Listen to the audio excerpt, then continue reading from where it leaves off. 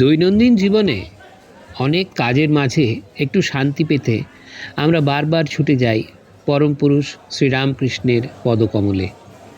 আমাদের এবারের গন্তব্য দক্ষিণ ২৪ পরগনার নিমপিট আশ্রম।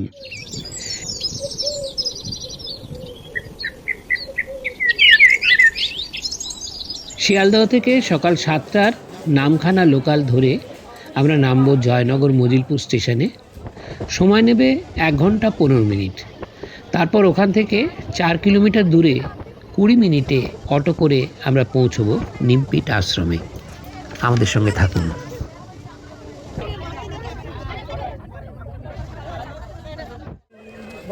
আমরা এবার অটো নেব, যেদিকে ট্রেন গেল আমরা সেই দিক দিয়ে যাচ্ছি।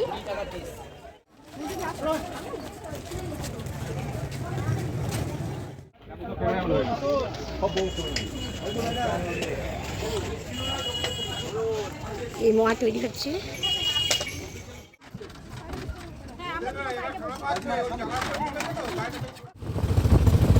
সুন্দরবনের কাছে ১৯৬০ খ্রিস্টাব্দে স্বামী বুদ্ধানন্দজি মহারাজ এই নিমপিট আশ্রমটি প্রতিষ্ঠা করেন গ্রামীণ মানুষদের অর্থনৈতিক ও আধ্যাত্মিক উন্নয়নের উদ্দেশ্যে।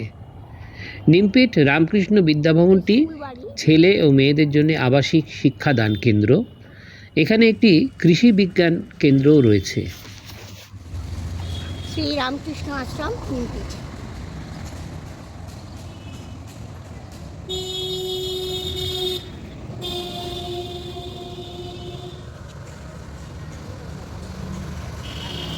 সামনে একটা পুকুর আছে, সামনেই আছি।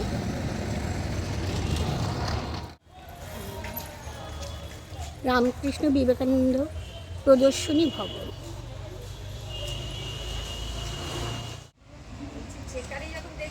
এদিকে টয়লেট।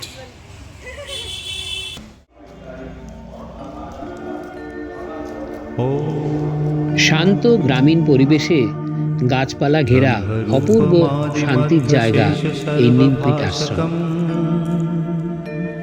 भावषट्कहीन रूप नित्य सत्तमध्ययम् वङ्मनौति गोचरञ्च नेति नेति भावितम्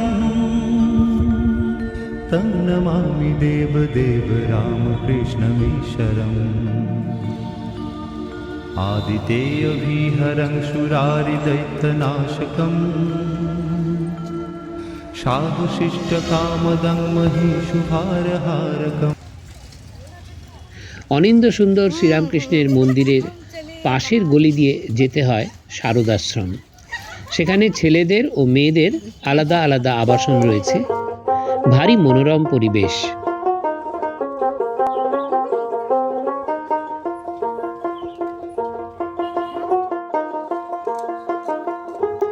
শারদা আশ্রমে যাওয়ার পথে পড়ে একটি হরপার্বতীর মন্দির।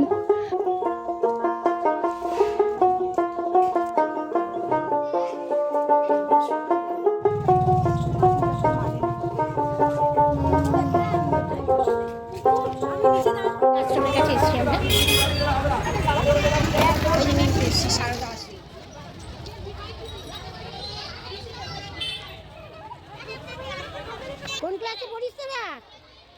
কোন ক্লাসে পড়িস বাবা? স্কুল কি শুরু হয়েছে না শেষ হয়ে গেল? আচ্ছা, বড় পুকুর, ছোটদের ছুটি হয়ে গেল।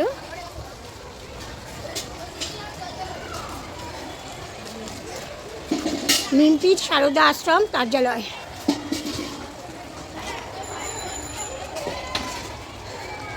শারদা আশ্রমের ভিতরে একটি বিশাল পুষ্করিণী রয়েছে, নানা রকম গাছে ঘেরা। সুপারি গাছ এবং আরও বিভিন্ন রকম গাছ রয়েছে এখানে। ব্রহ্মরূপমাদিমধ্যশেষ সর্বভাষকম ভাবষটকহীন রূপ উচ্চ বিভাগের বালিকা বিদ্যালয়ের ছুটির সময় আমরা দেখলাম শিশুরা মধ্যাহ্ন ভোজনে ব্যস্ত। ভিতরে সুন্দর বাগান। মন্দিরটি অপূর্ব সুন্দর আর শান্ত পবিত্র পরিবেশ। आदितेयविहरं शूरारिदैत्यनाशकम् साधुशिष्टकामदं महीषुभारहारकम् মেয়েদের হোস্টেলটি দেখলাম খুব সুন্দর। বাগানে অনেক রকম গাছ রয়েছে, কিছু গাছের তলা গোল করে বাঁধানো বসবার জন্য। আর ছেলেদের হোস্টেলটা ওই দূরে, এটা মেয়েদের হোস্টেল আছে।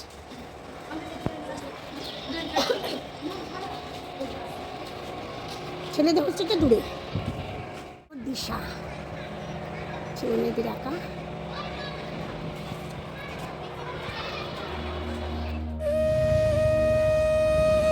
এই মন্দিরে রাত্রিবাস করার কোনো ব্যবস্থা নেই, কিন্তু সকাল সকাল গেলে এখানকার বিশ্রামাগারে বেশ কিছুক্ষণ অতিবাহিত করে আশ্রম চত্বর ঘুরে দেখতে পারেন এবং ভোগ সংগ্রহ করতে পারেন।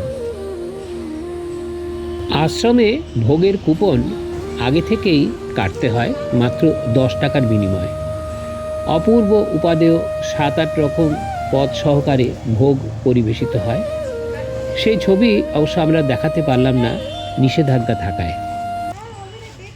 আমরা এখন নিমপিট থেকে বেরিয়ে আসছি, কৈখালিতে যাবো, অটো রেডি আছে।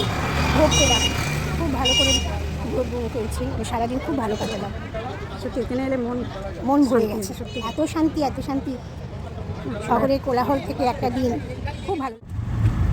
মন্দির দেখে সুন্দর মসৃণ রাস্তা অতিক্রম করে অটোতে করে আমরা চললাম কৈখালির উদ্দেশ্যে। মাতলা নদীর উপরে অপূর্ব সুন্দর গেস্ট হাউসে আমরা থাকব। পরের পর্বে দেখতে পাবেন আমাদের সেই অভিজ্ঞতা। আমাদের সঙ্গে থাকুন।